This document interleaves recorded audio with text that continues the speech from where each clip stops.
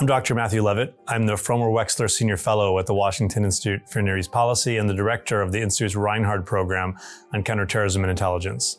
Our latest project is mapping Iran's external operation plots around the world. So for years, really since the onset of the Islamic Republic after the revolution in 1979, Iran has been assassinating and abducting, carrying out surveillance for those types of operations around the world, targeting dissidents, targeting journalists who are covering things it doesn't want covered. And these operations have been going on consistently since 1979. And over the past few years, Iran has been using this tactic more and more. So this is an issue that I've been covering as an academic for a long time and wrote a piece called Iran's Deadly Diplomats on the role Iranian diplomats have been playing in some of these operations around the world. In particular, an Iranian plot in the outskirts of Paris in 2018 to blow up an MEK Mujahideen Khalq rally where lots of prominent personalities were going to be in attendance, including several prominent current and former US government officials. And ultimately, an Iranian diplomat was convicted of his role in this plot in a Belgian court. This got me writing a couple of articles, and then later, after conversations with US and other government officials, started getting my mind thinking about, is it really true that Iran is using this tactic more frequently now, more aggressively now? And is it true that they were using it this proactively for all these years? What do we actually know? So together with a group of researchers, we started collecting open source information, nothing classified. So by definition, it's not going to be complete, of Iranian operations around the world, abduction plots, surveillance plots, assassination plots. And we just started putting these into a data set. And now, after several years of work, this Airtable is sitting as the foundation, the backdrop for this interactive map, which will enable people in a really user-friendly way to be able to really get a very granular sense of what Iranian external operations look like, who is carrying them out, and who are the targets. Where are they carrying out these operations and when?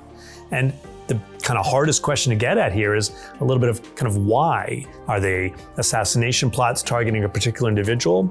Are they more indiscriminate bombing plots like the one outside Paris? Are they hiring a private investigator who doesn't know that he or she is working for the Iranians? All of these things have happened.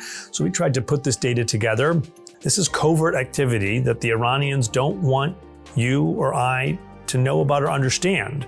What we're trying to do is lift that veil so that law enforcement and intelligence and academics and students, really anybody who's interested, can get a better sense of what the Iranians have been doing, what the Iranians are doing in this space of external operations that are happening around the world. So as we tried to figure out how best to present this data, we wanted this to be as user-friendly as possible. Now, if you look at the map, you can see the world and dots that represent locations where there are entries. You can see the timeline at the bottom of the page, and you can navigate that to any particular date or range of dates. There's a search box in the top right where you can put in the name of a person or a location or a year. And then at the very top, we have some categories. So plots and attacks will give you a drop-down menu of assassinations, bombings, cyber, kidnapping, other types of activities. We have one for counterterrorism actions. We have a category for finance and logistics. And then we enable the user to search by country. So you can navigate the map, of course, zooming in and out, but you can also just go straight to this drop-down menu, click on any particular country, and you'll get a drop-down menu of all the entries for that country.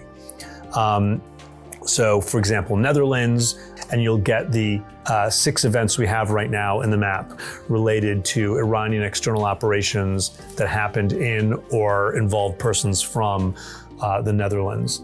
If we go back to the categories at the top, you can clear this out and we can go to answer the question of who. Who were the perpetrators of these attacks? And then finally, who are the targets? Because Iran uses this tactic in various different ways to target Americans, to target dual nationals, people who are dissidents, journalists who are reporting things they don't want reported, Israelis, both Israeli officials and just Israeli citizens, and Jews. There have been cases in Chicago, in Europe, where the people who were targeted were Jews who were not Israeli and were targeted either because of just who they were or because they were involved in pro-Israel activity, or in general were saying things that the Iranians didn't like. And you're done with that, you can hit reset, it will clear all of those and you can begin your next search. If you know what you're looking for, and I've got an entry in mind, then you can just type in, let's type in Zindashti, and look for the U.S. and Treasury designations and the U.S. indictment of Naji Ibrahim Sharifi Zindashti. It's a great example because with the spider lines, you can see the connectivity between this particular entry and others. So this is someone who was indicted by the United States, designated by the US Treasury and the UK's Treasury for serving as an agent of Iran's Ministry of Intelligence, and also as the head of an international criminal enterprise. He's linked to kidnapping and assassination plots around the world. Now, we also have the underlying source documents here. So in the picture where you can click View Document, we can enlarge that document. You can see here is the indictment. We can go on to the next document and you'll find the UK designation of Zindashti. You can go on one more and we'll find the US Treasury designation for Zindashti. And so whenever possible, we provide the source documentation. If you're interested in exploring more for other sources and other cases that are linked. So you can, at the bottom of the page, click on sources and you'll see links to the sources that we've provided. And so that'll take you to that website. And if you go further down the page to see also, we have connected other entries that are related to this one. So if we click, for example, on Zindashti himself, you can see a lot of other entries that he's involved in. They're color-coded by the categories up top. So for example, you see here Iranian intelligence operatives kidnapped Swedish Iranian dissident in Turkey. We can click on that. That'll take you straight to that particular entry. You can dig further into Zindashti and the cases that he's involved in. One of the reasons we put this product together is because this is covert activity that the Iranians don't really want people to have great insight into. For academics, for journalists, for students, people who are trying to understand what is happening, this has been a difficult space to really navigate because there's been no one place that actually brought all this data together. Now, it's not all the data that's out there because a lot of this is still classified and anything that's classified is not in this map. But we spent years compiling open source data, vetting that data, and this is the most comprehensive data set of its kind that exists. I know that because we briefed it to law enforcement and intelligence agencies, and they've told us they've seen nothing like this. Some of them don't even have something like this in their classified space. This tool is going to enable people to really have an understanding of that based on hard facts. And again, we're providing the underlying information.